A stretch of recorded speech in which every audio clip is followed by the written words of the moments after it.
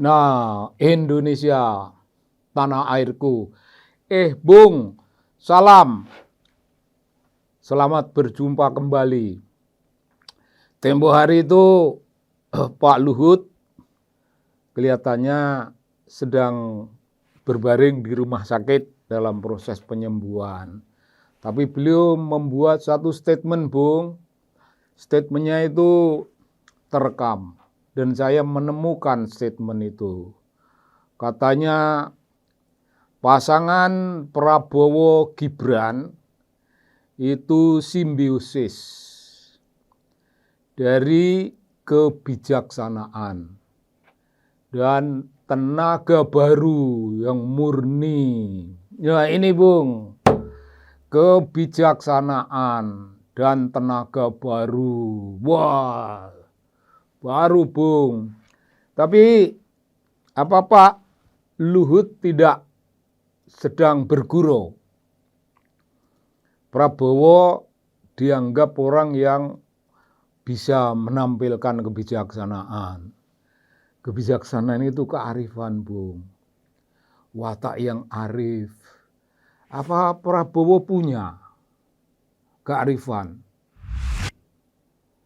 Prabowo sejauh kita ketahui, semua kita mengetahui, ya jauh dari watak arif. Sama sekali jauh dari kearifan. Prabowo seorang yang, pemarah lu Bung, pemarah. Barangkali itu tidak karena dia tentara, tidak. Pak Luhut juga tentara, Pak Luhut juga Kopassus, tapi Pak Luhut tidak pemarah. Ya Prabowo pemarah lah. Prabowo sangat pemarah. Barangkali namanya pemberang. Gebrak tidak terkontrol, Bung. Bagaimana mau disebut itu orang yang bijaksana, orang yang arif, orang yang matang, yang mengendap, jiwanya sudah mengendap. Dan isinya hanyalah kemampuan. Wah, tingkat tinggi, Bung. Kemampuan tingkat tinggi dalam dunia yang namanya leadership. Prabowo memiliki ambisi yang demikian menggelora. Menggelora. Ambisi yang sangat menggelora. Dan Profesor Quraisy itu punya suatu nasihat bijaksana. Nasihat tentang cara memandang kehidupan yang bijaksana. Yaitu kalau orang memiliki ambisi politik yang demikian besarnya. Dan untuk meraih ambisi itu, segala hal bisa ditempuh. Maka nasihatnya, jangan pilih orang sejenis ini. Dan gurau bahwa Prabowo orang yang arif. Pasangan Prabowo Gibran adalah simbiosis mutualistik antara kearifan dan tenaga baru. Bung, tenaga baru untuk apa ya? Tenaga baru itu untuk apa? Menjadi wakil presiden. Prabowo calon presiden, Gibran calon wakil presiden. Itu tugasnya bukan untuk mengangkat sesuatu yang berat. Sehingga tenaga muda ya tidak relevan. Tidak terlalu relevan. Yang dibutuhkan adalah pikiran orang muda, pikiran kekinian, tetapi itu memiliki perspektif masa depan yang jauh Dan pikiran kekinian itu maksudnya pikiran yang diasumsikan mengalahkan pikiran-pikiran orang-orang kalangan tua. Ini kan kalangan milenial. Kayak Gibran itu kalangan milenial yang punya pikiran kekinian, yang punya kemampuan menerobos, punya kemampuan meneropong masa depan dengan sebagus-bagusnya. Kalau itulah persoalannya, maka ya itu keren. Tetapi kalau hanya tenaga muda yang segar, tenaga yang muda yang segar tidak relevan, Prabowo sebagai orang yang punya kearifan, wah itu tidak ada kearifannya. Jadi Pak Luhut saya kira itu hanya bergurau. Nah, Prabowo sendiri punya definisi diri, Bung. Prabowo sendiri punya definisi diri yang tegas. Ya tegas ya menurut dia. Menurut ketegasannya ditampilkan begini. Saya dua kali saya dikalahkan. Tapi kedua-duanya itu bagi saya tidak masalah. Kalah tidak masalah. Karena dalam kalah 2 kali itu, ketika yang menang, yang mengalahkan saya dilantik, saya hadir dalam pelantikan itu. Ya, apa Bung itu maksudnya? Oh, maksudnya Prabowo ingin mengatakan kalah menang itu perkara biasa. Kalah tidak mendapat kemenangan. Kalah tidak diajak dalam kemenangan. Dia tersingkir. Tapi tidak masalah, kata Prabowo. Saya toh hadir juga. Saya hadir. Nah, hadir dalam pelantikannya. Jadi saya tidak kecil hati. Apa betul?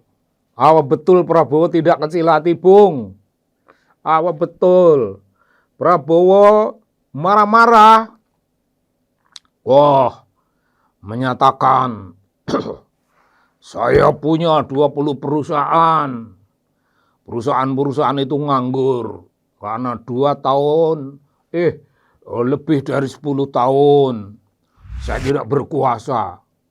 Saya tidak berkuasa, lalu saya tidak punya pinjaman bank. 20 tahun, Bung, 20 tahun lah.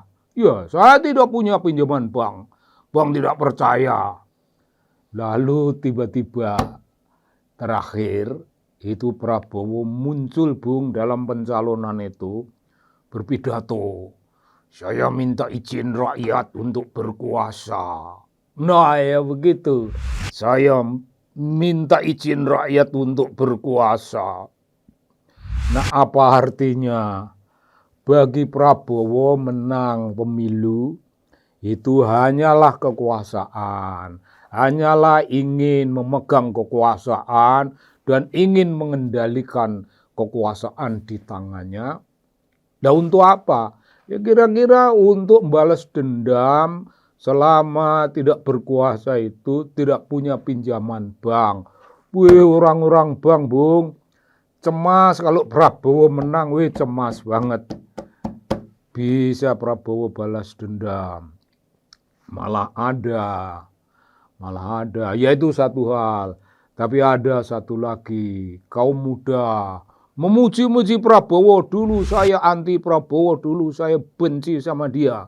Tapi kebencian saya luluh. Dan saya memperhatikan fenomena tentang Prabowo. Saya perhatikan dengan baik-baik. Prabowo dikalahkan akan tetapi bersedia menjadi menteri bergabung dengan orang yang mengalahkannya. Wah, itu tidak mungkin, Bung, terjadi kalau Prabowo itu bukan orang yang punya ketulusan. Prabowo dianggap sebagai orang yang tulus. Mengabdi Republik, Bung. Tulus mengabdi Republik, mengabdi bangsa, mengabdi negara. Terjemahannya hanya satu. Kalah lagi dan bersedia menjadi menteri dari orang yang mengalahkannya. Itu tanda bahwa Prabowo orang berjiwa besar. Prabowo orang yang memiliki ketulusan mengabdi. Ya nanti dulu Bung. Nanti dulu Bung. Prabowo orang yang arif, kata Pak Luhut, dan ini anak muda. Prabowo orang yang punya ketulusan, ya kira-kira seorang yang nasionalis, orang yang ikhlas, mengabdi bangsa dan negara, biarpun dikalahkan, wah dia bersedia menjadi anak buah. Ini tidak mudah loh, kata ini, video ini. Dan begini Bung. Sampai dia bilang, waduh gue mau nangis mendengar Prabowo ngomong macam gitu. Menangis dah, Prabowo punya ketulusan. Tunggu dulu Bung, Prabowo punya ketulusan. Seorang Prabowo yang dikalahkan, pahit getir mengalami kekalahan, dan bersedia bergabung dengan yang mengalahkan. Apa tafsirannya hanya satu Bung? Apa tafsirannya hanya satu, bahwa Prabowo orang besar, bahwa Prabowo orang yang memiliki ketulusan mengabdi Republik. Apa hanya itu Bung? Ya enggak lah, ya enggak lah.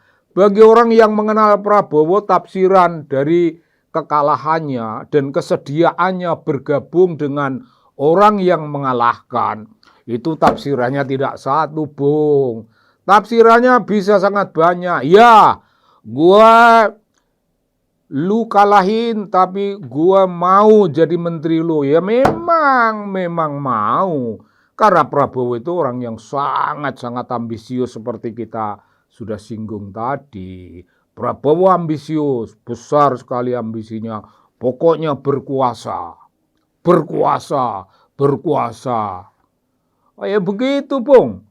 Jadi ambisi kekuasaan, the will to power yang dimiliki oleh Prabowo, wah itu luar biasa. Jadi dengan kata lain sebenarnya the will to power itu membuat Prabowo tidak merasa malu. Mungkin tidak tahu malu, yang kita udah kalah, cita-cita mau jadi presiden. Nyalon, niat mau jadi presiden.